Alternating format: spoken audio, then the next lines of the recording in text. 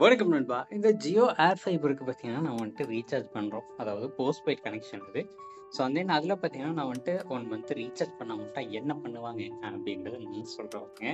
So இப்போ பார்த்தீங்கன்னா, நான் வந்துட்டு ரீசார்ஜ் பண்ணி ஒரு 1 மாசம் ஆகுது. அப்பப்ப அந்த டியூ பேலன்ஸ் கொஞ்சம் கொஞ்சம் இருக்கும். அத மட்டும் கிளியர் பண்ணிட்டு வருவேன். இப்போ பார்த்தீங்கன்னா, நான் வந்துட்டு ஒரு ரூ. 900 பெண்டிங் பேலன்ஸ் விட்டு வச்சிருக்கேன். ஸோ அதனால பார்த்தீங்கன்னா, அக்கவுண்ட்ட சஸ்பெண்ட் பண்ணி வச்சுட்டானுங்க.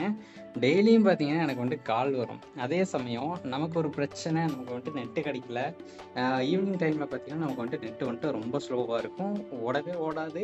நமக்கு பார்த்தீங்கன்னா, எந்த வீடியோவும் ப்ளே ஆகாது. பஃபர் ஆயிட்டு கிடக்கும். அப்போ நம்ம கஸ்டமர் கேருக்கு கால் பண்ணோம்னா, நமக்கு பார்த்தீங்கன்னா, எந்த ஒரு ஆப்ஷனுமே இருக்காது கால் பண்ணி பேசுறதுக்கு. பட் அதுவே பார்த்தீங்கன்னா, நான் வந்துட்டு ரீசார்ஜ் பண்ணலன்னா 1008 ஃபோன் காலு கஸ்டமர் கேர்லேருந்து வந்துகிட்டே இருக்கும். ஓகேங்களா? இதான் பார்த்தீங்கன்னா ஜியோவோட நிலைமை.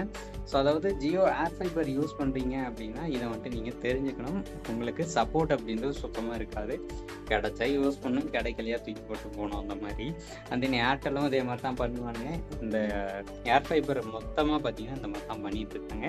அதே நான் பார்த்தீங்கன்னா, அந்த அமௌண்ட் இன்னும் கட்டவே இல்ல. ஸோ கட்டவும் போறதில்ல. இப்படியே தான் பார்த்தீங்கன்னா இருக்க போகுது. கொஞ்ச நாளைக்கு இப்படியே தான் விட்டு வைக்க போறேன். என்ட்ட எப்போ அமௌண்ட் இருக்கோ அப்பதான் கட்டி பார்த்தீங்கன்னா, இத வந்துட்டு கிளியர் பண்ணேன்னா, நம்ம அக்கவுண்ட்ட பார்த்தீங்கன்னா ஆக்டிவேட் பண்ணி விடுவானுங்க.